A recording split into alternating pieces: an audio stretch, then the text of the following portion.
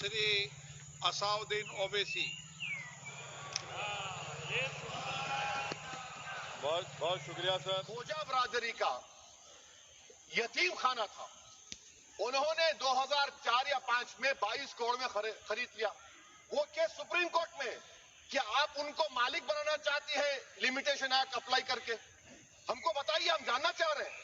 اور سچر کمیٹی نے سر 2007 میں کہا کہ دلی کے 123 پراپرٹیز کی مارکیٹ ویلیو 6000 کروڑ کی. آج ہم 2025 میں آ گئے. کیوں آپ ان پراپرٹیز کے خلاف پڑے ہوئے؟ 1976 میں اس وقت کے وزیر اعظم اندرا گاندھی لیٹر لکھا, اس کو آپ دے دیجئے, مگر آپ اس کو ماننے کو تیار نہیں ہیں. تو سر اور ایک جو جھوٹ پھیلایا جا رہا ہے, management empowerment efficient development. Sir this bill takes any management from the hands of Muslims, this empowers the Waqf in comparison to any other stakeholder, takes away the efficiency of administration and hampers development. Waqf disempowerment in the name of efficiency, inefficiency is being created. The progress of development from pre-independence to today is sought to be destroyed. سر ابھی ہمارے home minister صاحب نے فضل پکیا case کا ذکر کیا. سر میں آپ سے گزارش کروں گا کہ ہوم منسٹر ذرا اچھے لوگوں کو رکھ کر انفارمیشن لے. فضل پکیا کا آبیٹر کیا ہے؟ It is arbiter. وہ ریشو ڈیسنڈنٹائی نہیں ہے جو آپ نے کہا ہے. اچھا سر, شیڈول ٹرائب کے بارے میں کہا. کیا شیڈول ٹرائب میں مسلمان نہیں ہوتے؟ شیڈول کاسٹ میں نہیں ہوتا مسلمان.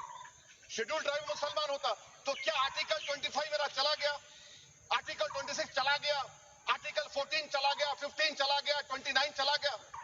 لکشدیپ کا ایک مسلمان ایم پی ہے, کیا اس کو رائٹ نہیں ہے کیونکہ ٹرائبل ہے؟ کیا کہہ رہے ہیں آپ؟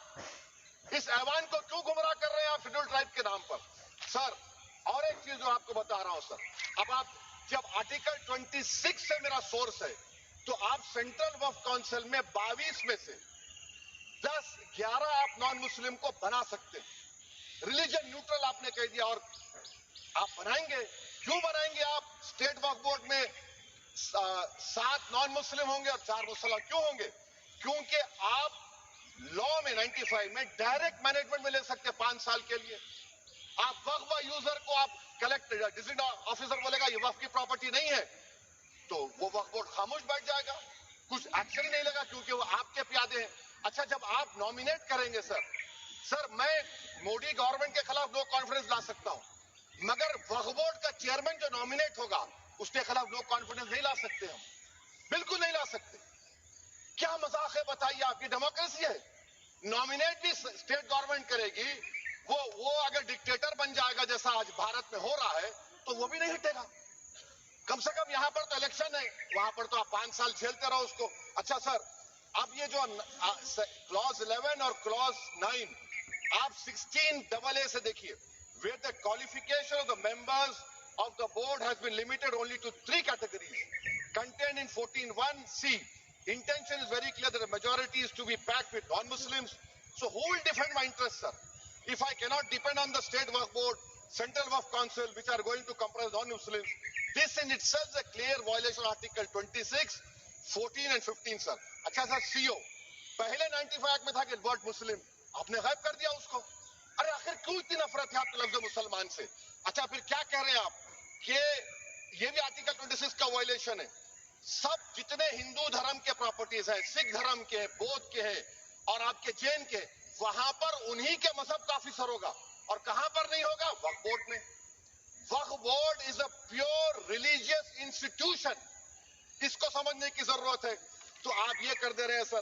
اچھا سر آپ دیکھیے, اب آپ آ جائیے یہ ٹرائبونل پر.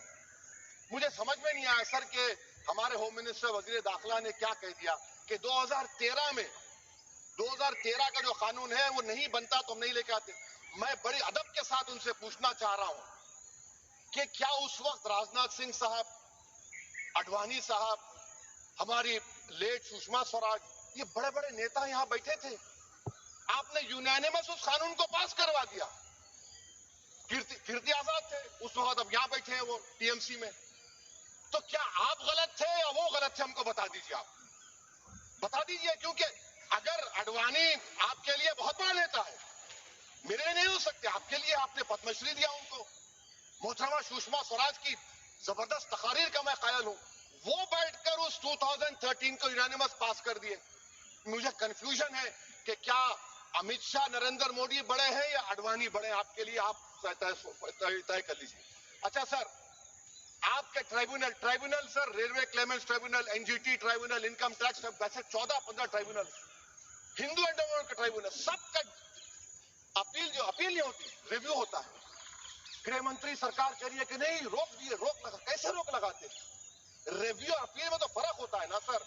आप ही कह रहे हैं कि पूरे कोर्ट्स में बैकलॉग है और आप अपील कर रहे हैं। अच्छा सर, रिटायर्ड डिस्ट्रिक्ट जज 95 में सिटिंग डिस्ट्रिक्ट जज था, जो एडमिनिस्ट्रेटिव कंट्रोल था सीजीआई साहब, उसको निकाल दिए।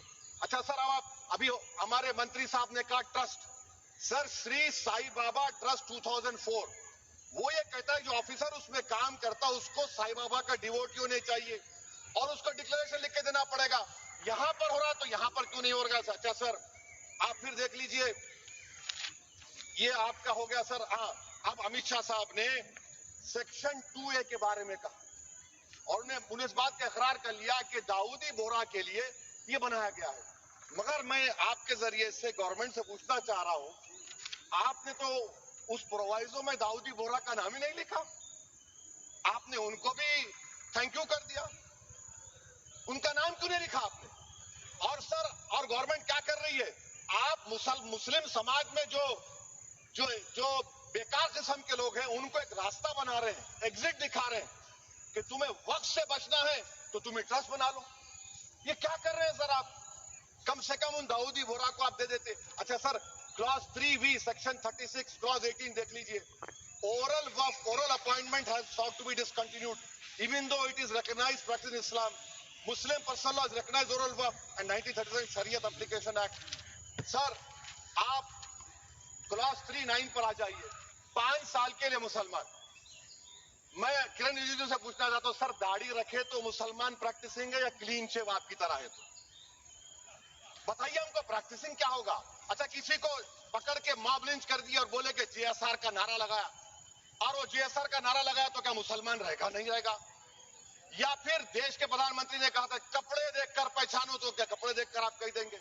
अच्छा, अगर कोई क्रिश्चियन हिंदू धर्म कबूल करता है तो क्या वो मंदिर को नहीं दे सकता प्रॉपर्टी? फिर भारत के संविधान में आर्टिकल 300 क्यों है सर? राइट टू इक्वालिटी क्यों है? फ्रीडम ऑफ रिलीजन क्यों है? 5 साल कहां से लाएंगे? अच्छा सर, और एक चीज सर, मैं आपको बोल के खत्म कर दूंगा सर। इस बिल में वक्फ औलाद का सर, इसमें आप देखिए clause 432, the creation of waqf al-awlad shall not result in denial of inherent right to heirs, including women heirs or the waqif or any other right of person. Sir, ये article 25 का violation है, शरीयत application act 37 का violation, article 300A का violation है। अच्छा, हिंदू धर्म में सेल्फ एक्वायर्ड प्रॉपर्टी को एक हिंदू, अब उसके फर्ज के 2 बच्चे हैं, वो एक को अपनी पूरी दौलत दे सकता है, कोई रोक टोक नहीं।